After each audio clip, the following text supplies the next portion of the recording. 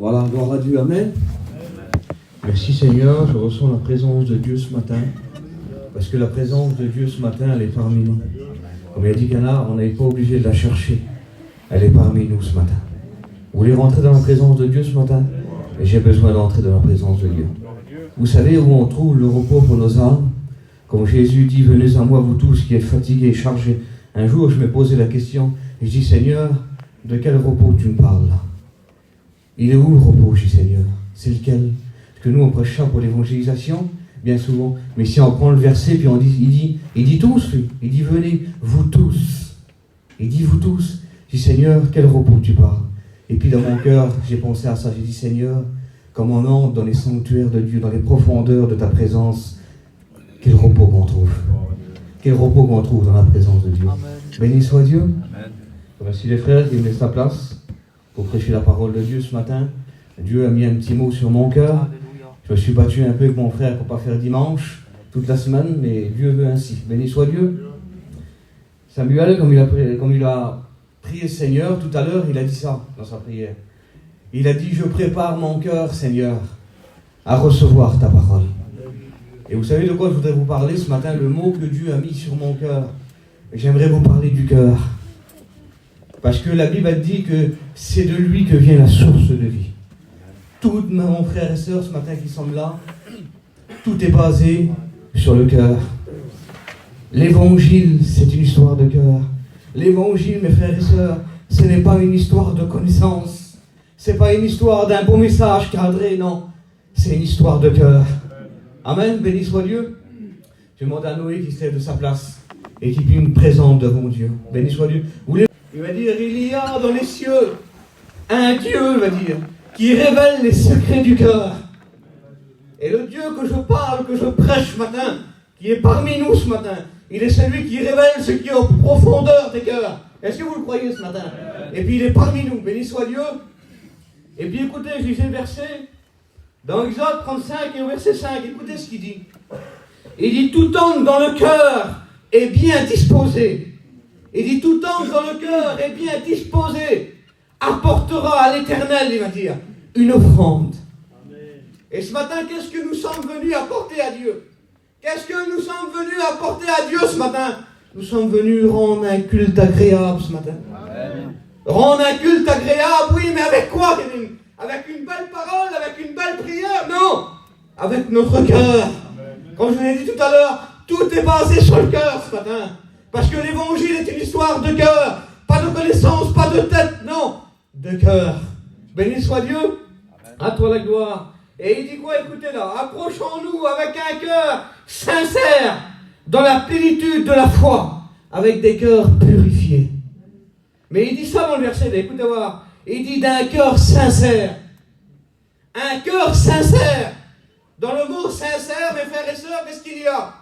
Il y a la vérité. C'est ça, hein? Dans le mot sincère, on trouve la vérité, mes frères et sœurs. Et le psaume 51, au verset 8, qu'est-ce qu'il dit? Il dit, mais toi, Seigneur, tu veux que la vérité soit au fond du cœur. Ce matin, que la vérité soit trouvée au fond de nos cœurs. Béni soit Dieu. À toi la gloire, Seigneur. J'ai pris un petit exemple vite fait. Juste un verset, j'ai pris. Vous connaissez l'histoire d'Ananias et Saphira? Acte 5. Vous connaissez l'histoire? La Bible dit qu'ils vont vendre un champ. Ils vont vendre un champ et puis écoutez ce qu'ils vont faire. Ils vont garder une partie du prix. Ils vont le garder. Et puis Pierre, ils vont arriver devant Pierre. Écoutez ce que Pierre leur dit. Écoutez la réponse qu'il fait Pierre. Il lui dit, Ananias, pourquoi Satan, il va dire, a-t-il rempli ton cœur? Pourquoi Satan a-t-il rempli ton cœur au point que tu montes, il dit, au Saint-Esprit? Pierre ne dit pas sur Ananias, Ananias, pourquoi Satan a rempli tes poches? Il dit pas ça, non. Il va au plus important. Il dit pourquoi il a rempli ton cœur? Parce que le cœur, mes frères et sœurs, c'est le plus important. Pourquoi Ananias, j'ai dit ça? Pourquoi Ananias a laissé Satan remplir son cœur? Pourquoi il l'a laissé faire? Vous savez pourquoi, mes frères et sœurs? Parce qu'il restait de la place dans le cœur d'Ananias. Il restait de la place dans le cœur d'Ananias. Et puis comme on a un cœur, mes frères et sœurs, qui reste un petit peu de place, un accès à l'ennemi, il prend la place. Et puis quand l'ennemi il prend la place, mes frères et sœurs, il fait des ravages. Et puis il a même jusqu'à la mort même. Et puis on l'a vu avec Ananias, ça lui a dit qu'il expire et puis il tombe par terre. Pourquoi? Parce que Satan avait rempli son cœur. Pas ses poches, non, son cœur, la Bible dit. Eh oui, mes frères et sœurs. Et j'ai mis ça moi, Ananias c'était ça lui. Un petit mensonge, pas grand chose.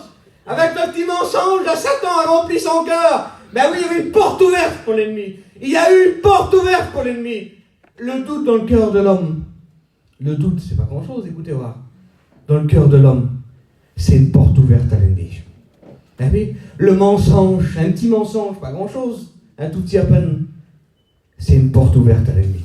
Ben oui, le mensonge, c'est une porte ouverte. Les disputes, j'ai mis là, c'est une porte ouverte à l'ennemi. Ben oui, la médisance, son frère, le doigt là, vous le voyez? La médisance, parler son frère, parler sur sa sœur en face, parler sur les serviteurs de Dieu, c'est une porte ouverte à l'ennemi. Je vous le dis, c'est une porte ouverte à l'ennemi. Qu'est-ce que dit Dieu? Écoutez, hein. Ésaïe, j'ai mis là, Ésaïe 49 et au verset 20, il dit quoi? Fais-moi de la place. Fais-moi de la place pour que je m'établisse. C'est quoi le mot établir, mes frères? C'est rester sans bouger. Dieu ne bouge pas. Dieu veut prendre toute la place ce matin. Il ne veut pas des cœurs partagés, mes frères et sœurs, ce matin. Je vous parle du cœur ce matin. Je vous parle du cœur de l'homme. Et après, je vous parlerai du cœur du roi. Béni soit Dieu. Et puis, écoutez ce que dit Sophonie. Sophonie 2:1, vous connaissez le verset. Il dit, rentrez en vous-même. Et puis, examinez-vous. C'est quoi? J'examine quoi? Alors là, je sais pas, c'est quoi j'examine? Mon camping, mon camion, je sais pas, mon terrain, pour voir s'il est propre, s'il n'y a rien dedans. Quand Sophonie dit, rentrez en vous-même. Il parle du cœur. Il parle du cœur, mes frères et sœurs. Il nous faut un examen ce matin. Un examen de quoi? Un examen pour voir, mes frères et sœurs, s'il resterait un petit peu de place dans le cœur, s'il resterait un petit peu l'accès à l'ennemi. C'est important, mes frères et sœurs. Dieu va prendre toute la place ce matin. Dieu veut un cœur entier ce matin. Est-ce que vous avez des cœurs entiers ce matin? Faites comme Sophonie le dit ce matin. Rentrons nous-mêmes. Mes frères et sœurs, le culte va durer peut-être jusqu'à midi, là, ou plus, je ne sais pas. J'aimerais qu'on rentre nous-mêmes. Qu'on fait un examen de notre cœur. Et puis de dire, Seigneur, ce matin, viens prendre toute la place. Prends toute la place, Seigneur, ce matin. Béni soit Dieu. C'est le vœu de notre cœur ce matin. Que Dieu prenne toute la place. Et puis écoutez ce que dit Jean 14 et au verset 1. C'est Jésus qui parle. C'est Jésus qui prend la parole. Il dit que votre cœur ne se trouble point. Seigneur. Et puis j'ai regardé le mot troublé. Il veut dire quoi le mot troublé? Écoutez ce qu'il veut dire. Créer chez quelqu'un, écoutez, de l'inquiétude. Il dit créer chez quelqu'un de l'inquiétude. Il y avait des cœurs ce matin qui sont là, qui a de l'inquiétude à l'intérieur. Vous connaissez le verset? Il dit ça. Proverbe 12 et au verset 25. Il dit quoi? L'inquiétude dans le cœur de l'homme, il l'abat. Il le met par terre. Mais il dit quoi plus loin? Une bonne parole le relève. Et j'aimerais te dire ce matin, toi qui es là, c'est la bonne parole que nous prêchons. C'est celle qui relève, c'est celle qui encourage, c'est celle qui fortifie ce matin. C'est pas juste des mots ça ce matin. C'est pas juste des mots que je vous dis ce matin. C'est la parole de Dieu. Elle est puissante, elle est efficace, la Bible dit. Elle est plus tranchante qu'une épée à double tranchant. C'est elle qui sépare ce matin. Béni soit Dieu. À toi la gloire, Seigneur. Je vais passer un petit peu. Parce que ça va être long sinon. Je ne veux pas prêcher longtemps ce matin. Écoutez ce que dit le Proverbe 21 au verset 2. Écoutez les mots qu'il dit. Il dit, toutes les voies de l'homme sont droites à ses yeux. Mais il va dire, celui qui pèse les cœurs, c'est l'Éternel. Nous on voit, je vois des visages moi ce matin. Là. Je vois plein de visages. Mais par contre, je ne peux pas voir les cœurs. C'est impossible pour moi, c'est le domaine de Dieu ça. C'est impossible pour moi. Mais lui, il dit ça. Celui qui pèse les cœurs, c'est l'Éternel ce matin. Celui qui pèse ton cœur ce matin, c'est pas moi qui est en train de prêcher la parole de Dieu, non. C'est l'Éternel. C'est lui qui pèse ton cœur. Et puis écoutez ce que dit Daniel. Daniel 5, 27. Il dit, tu as été pesé dans la balance de Dieu. Tu as été trouvé léger. Ah, Dieu a une balance ce matin. Écoutez bien. Et j'ai mis ça, moi, là. Qu'est-ce que Dieu veut trouver comme il pèse notre cœur? Il veut trouver quoi, lui, Dieu, dans notre cœur? Parce qu'il dit ça, celui qui pèse les cœurs, c'est l'Éternel. C'est pas moi qui le dis, c'est la Bible qui le dit. Et quand Dieu pèse notre cœur, qu'est-ce qu'il veut trouver à l'intérieur? Pose-toi la question une minute. Qu'est-ce que Dieu veut trouver dans ton cœur? Une chose, Julie. L'amour. Quelle beauté. Quand Dieu ouvre un cœur et puis il regarde à l'intérieur et puis qu'il trouve l'amour à l'intérieur. Quelle beauté, Seigneur. Qu'est-ce que dit Paul, mes frères et sœurs? 1 Corinthiens 13, il dit, même si je donnerais mon corps à brûler, même si j'aurais toute la science de tous les mystères, quel homme que ça serait? Il aurait tous les mystères, il pourrait tout résoudre. Mais il dit même que je donnerais mon corps à brûler. Si j'ai pas l'amour dans mon cœur, j'ai rien. Si Dieu pèse mon cœur ce matin, il n'y a pas d'amour à l'intérieur. Il n'y a rien, mes frères.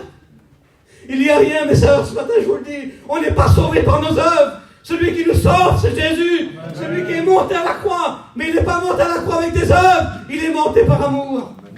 Béni soit Dieu, c'est par amour qu'il l'a fait. Écoutez ce que dit le verset là. 1 Roi 11 et verset 4. Écoutez. Il dit ça. Le cœur de Salomon ne fut point entier à l'Éternel. C'est pas moi qui le dis, mes frères. Hein? C'est la Bible. Il dit ça. Le cœur de Salomon ne fut pas entier à l'Éternel. Pourtant, c'était un grand homme de Dieu, celui-là. Hein? C'était un grand homme de Dieu. Mais son cœur ne fut pas entier. Ah. Ce que je vous ai dit tout à l'heure, Dieu veut des cœurs entiers ce matin. Il ne veut pas que tu laisses accès à l'ennemi. Pas des petits bouts, là, non, sur le côté. Dieu veut prendre toute la place. Comme il a dit dans Isaïe, laisse-moi la place. Je veux prendre toute la place ce matin. Nous voulons tout laisser la place à Dieu ce matin. Et puis 2 Corinthiens 16, verset 9, 2 Chroniques, il dit ça, car l'Éternel regarde, écoutez, hein, il regarde sur la terre, écoutez, ceux dont le cœur est tout entier. Il dit, l'Éternel regarde sur la terre, il dit, et j'aimerais vous dire, écoutez, c'est la parole de Dieu qui le dit. On est à Avion ici, c'est ça, hein? On est à Avion.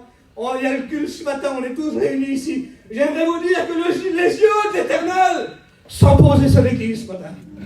Les yeux de l'Éternel sont l'œil qui parcourt toute la terre. A les yeux sur toi ce matin. Et puis il est en train de regarder si ton cœur à toi, il est tout entier. C'est pas moi qui le dis, hein? C'est la parole de Dieu qui le dit ce matin. À toi la gloire, Seigneur. Dieu regarde au cœur. Le principal, ce que j'ai dit tout à l'heure. Mais écoutez le verset. 1 Samuel 16, 7. L'homme regarde ce qui frappe les yeux. Mais il dit l'Éternel, il regarde au cœur. On a encore une preuve que Dieu ne regarde pas l'apparence. Ne regarde pas moi qui viens ici, là, écoutez-moi, en train de vous prêcher la parole de Dieu. Il ne regarde pas maman Kevin, comment tu prêches. Quel langage que toi Kevin, c'est pas la peine, non. Ce que Dieu regarde, ce que Dieu sent ce matin, c'est le cœur. Dieu ne regarde pas l'apparence, il regarde au cœur. Dieu ne regarde pas, écoutez-moi, je vais dire ça. Si mon message, là, vous le voyez, s'il est bien cadré, Dieu ne regarde pas Kevin, le verset là, t'aurais dû le mettre là, non. La parole de Dieu est annoncée ce matin. C'est ce qui compte ce matin. Dieu regarde au fond du cœur. Il dit qu'il veut que la vérité soit au fond du cœur.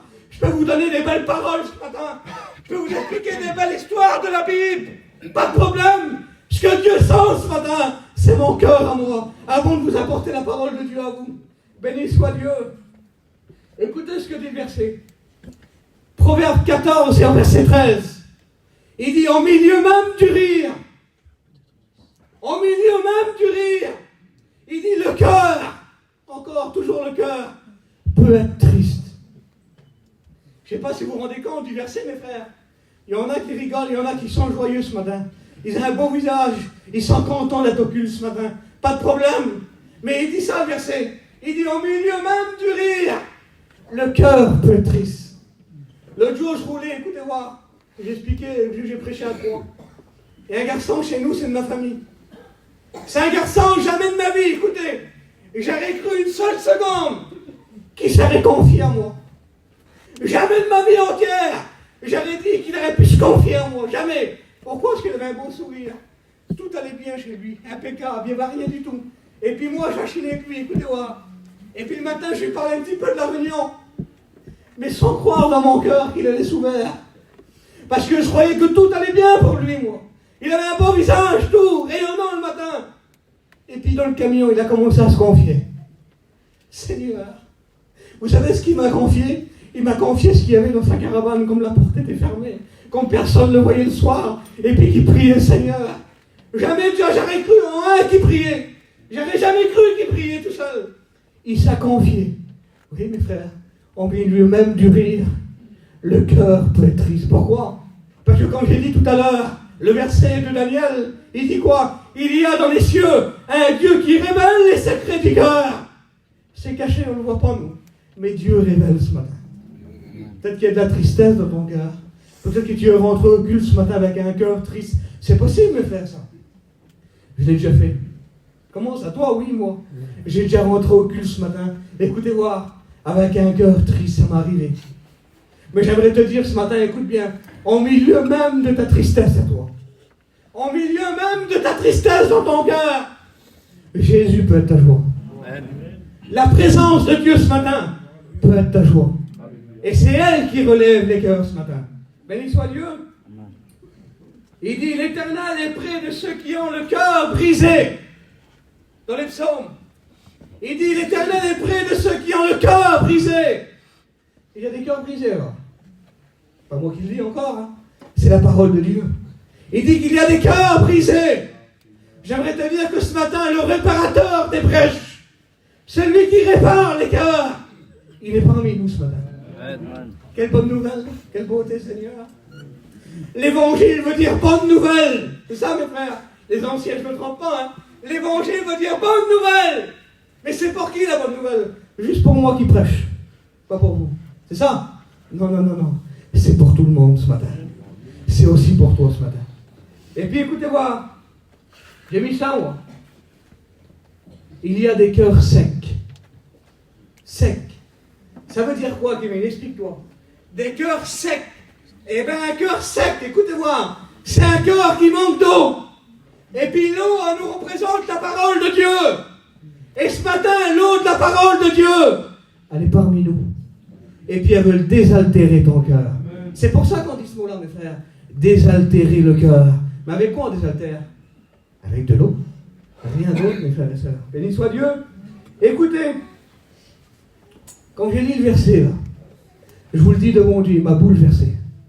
Écoutez quel beau verset de la parole de Dieu. Le Proverbe 21 est au verset 1. Il dit le cœur du roi. Il dit le cœur du roi. Il ne parle plus du cœur à nous là. Plus le cœur de l'homme. Mais le cœur du roi. Écoutez ce qu'il dit. Il est un courant d'eau. Il dit dans la main de l'Éternel s'incline là où il veut. Je ne sais pas si vous vous rendez compte, mes frères. Il dit le cœur du roi est un courant d'eau. Est-ce que vous voulez que la main de Dieu s'incline vers nous ce matin? Parce qu'il y a des cœurs secs. Il y a des cœurs qui ont besoin d'eau, de la parole ce matin. Et puis la parole de Dieu, elle vous a annoncé ce matin. Prenez l'eau de la parole de Dieu ce matin. Désaltérez-vous avec l'eau de la parole de Dieu ce matin. Elle est là pour nous ce matin, mes frères. Un courant d'eau, on ne l'arrête pas, mes frères. Il est puissant, il n'arrête pas. Vous avez une source là. Il n'y a rien qui l'arrête. Mettez ce que vous voulez où l'eau remonte toujours. Quelle puissance. Vous avez vu, une source, ça sort des rochers. Elle ne s'arrête pas, mes frères et sœurs. Même si vous bouchez ici, elle va sortir plus loin. Quelle force. Béni soit Dieu. À toi la gloire. Et écoutez ce qu'il dit. Proverbe 22, 11. Celui qui aime la pureté du cœur, écoutez, et qui a la grâce sur ses lèvres, il dit, il a le roi pour ami. Je ne sais pas si vous vous rendez compte. Il dit, celui qui a le cœur pur, il a le roi pour ami.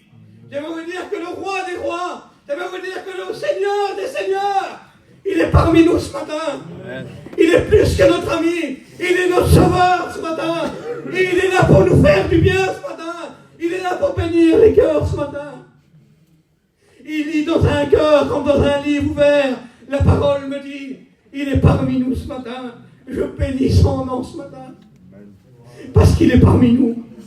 Parce qu'il veut nous bénir ce matin. Je bénis son nom ce matin. À toi la gloire, Seigneur. Écoutez, j'ai mis ça, moi. Je vous parle du roi, le cœur du roi. Il y a combien de temps que tu n'as pas vu le roi? Il y a combien de temps que tu n'as pas parlé au roi? Il y a combien de temps que tu n'as pas eu une audience avec le roi? Parce que écoutez-moi, il y a le roi, là, je ne sais plus c'est où, en Angleterre, ou je ne sais pas. Moi j'arrive. Vous voulez voir le roi, monsieur? Ben, il dit, vous pouvez tourner, puis vous pouvez s'en aller, je vous le dis. Hein. Vous êtes qui, déjà vous, monsieur? Ben oui. Vous êtes qui pour voir le roi? J'aimerais vous dire ce matin qu'on est les héritiers de la promesse. On a le droit de voir le roi ce matin.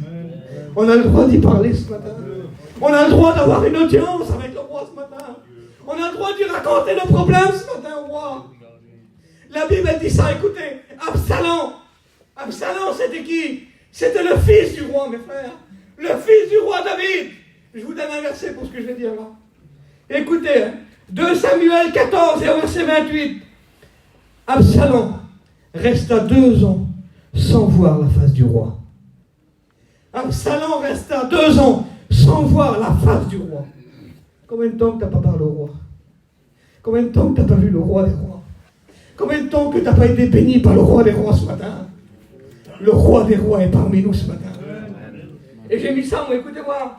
Un cœur découragé, ça existe ça, mes frères. J'ai dit tout à l'heure le cœur triste. J'aimerais vous parler un peu du cœur découragé ce matin. Parce qu'il ne faut pas grand-chose pour décourager, mes frères. Un petit mot, des fois, il vient en une seconde. On est mort, vous avez vu, hein? On n'a plus de force. Le cœur est découragé. Mais rien, il vient. Juste un petit mot. Et j'aimerais vous donner la preuve de ça, ce que je dis là. Et puis c'est toujours lui, c'est Absalom. 2 Samuel, chapitre 15. Vous pouvez le lire, mes frères. Et écoutez ce qu'il dit. Absalom, vous savez ce qu'il faisait, lui? Écoutez. Il prenait son char, ses chevaux. Et puis il allait devant le palais du roi, son père. Il allait devant le palais du roi. Et puis vous savez ce qu'il faisait? Écoutez. Il se mettait devant la porte du roi. Et puis là, la Bible a dit ça. Il y a des hommes, des femmes. Ils venaient au roi, venaient voir le roi. Pourquoi alors? Parce que la Bible dit ça. Ils avaient des contestations. C'est quoi ça? Ben, je vais vous expliquer c'est quoi. C'était des problèmes qu'eux ne pouvaient pas résoudre. Ils ne pouvaient pas résoudre. Il fallait que ce soit le roi. Il fallait qu'ils viennent voir le roi, eux. Parce qu'il n'y avait que le roi qui avait la solution pour eux. J'aimerais te dire que celui qui a la solution pour toi, c'est le roi ce matin. C'est le roi ce matin. Et puis écoutez bien, et vous savez ce qu'il faisait Absalom? Il a dit ça, le cœur découragé. Il se mettait devant le portail, et puis les personnes qui venaient là, avec cette contestation, allez là, regardez. Il faisait ça, il venait, Absalom se mettait devant. Je parle avec les mots à nous, comme ça vous comprenez. Il disait, hein, viens voir une minute. Ta contestation que tu as dans les mains là, fais-la voir. Alors, il dit oui, c'est le fils du roi. Mais il ne va pas dire non. Hein. Il prenait la contestation dans ses mains. Écoutez ce que disait Absalom. Il disait ça. Ta contestation, elle est bonne. Écoutez, impeccable. Il dit ta cause, elle est juste. C'est bon, hein. Il lui dit quoi? Il laisse rentrer, c'est bon, pas de problème. Mais écoutez ce qu'il dit au verset 3. Mais il dit voilà, ici chez le roi, personne ne t'écoutera. Quelle parole de découragement pour la personne qui est en face de lui. Ben oui, il dit ça lui. Il dit ta contestation elle est bonne, ta cause elle est juste. Il avait toutes les qualités. Mais voilà, il dit chez le roi, pas la peine que tu entres. Personne ne t'écoutera. Voilà ce que l'ennemi il est en train de te dire ce matin. Je te le dis, c'est avec mon cœur. Tu crois quoi? Il dit là. Tu crois que dans l'église ici à Avion, le roi des rois, le Seigneur des seigneurs, celui qui est parmi nous qui bénit les cœurs, va te bénir à toi? Voilà ce qu'il dit lui. Tu peux repartir mon copain. Tu peux repartir ma copine. Voilà ce que l'ennemi te dit ce matin. Alors écoutez-moi, la personne qui était là avec la contestation dans les mains, il faisait quoi lui? Le fils du roi en face. Il dit c'est pas la peine que tu vas voir mon père, il t'écoutera pas. Mais il repartait, Linda. Il repartait. Et puis j'imagine, écoutez voir, mais ma femme, j'ai été voir le roi là-bas. J'ai vu le fils du roi. Il m'a dit c'est pas la peine ma femme. Il n'y a pas de solution pour nous. Le roi ne nous écoutera pas.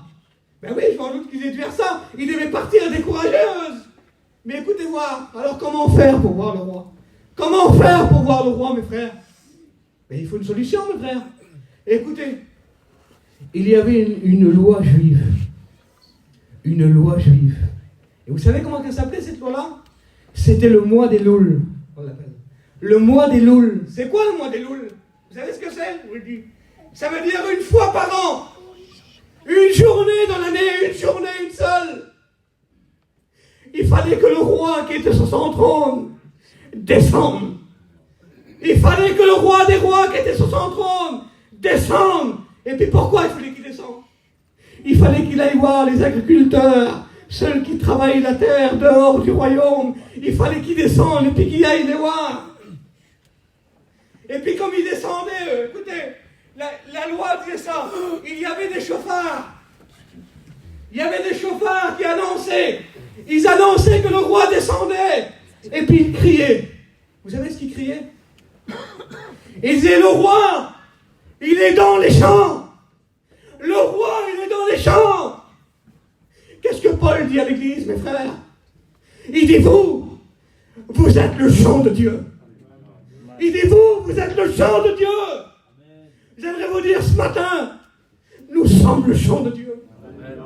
Et j'aimerais vous dire que dans le livre de Philippiens, il dit ça. Il dit que Jésus lui-même, il s'est dépouillé de sa gloire.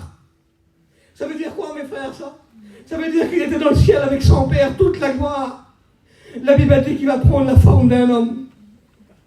Et puis il va descendre sur la terre. Il est monté sur la croix. Quelle grâce! Quel roi qu'on a ce matin! Quel roi rempli d'amour que nous avons ce matin! Il est descendu. Et j'aimerais vous dire ce matin qu'il est dans le champ de l'église ce matin. J'aimerais vous dire qu'il est parmi nous ce matin. J'ai marqué pas mal, écoutez, je vais arrêter là. Je voudrais qu'on prie, Seigneur.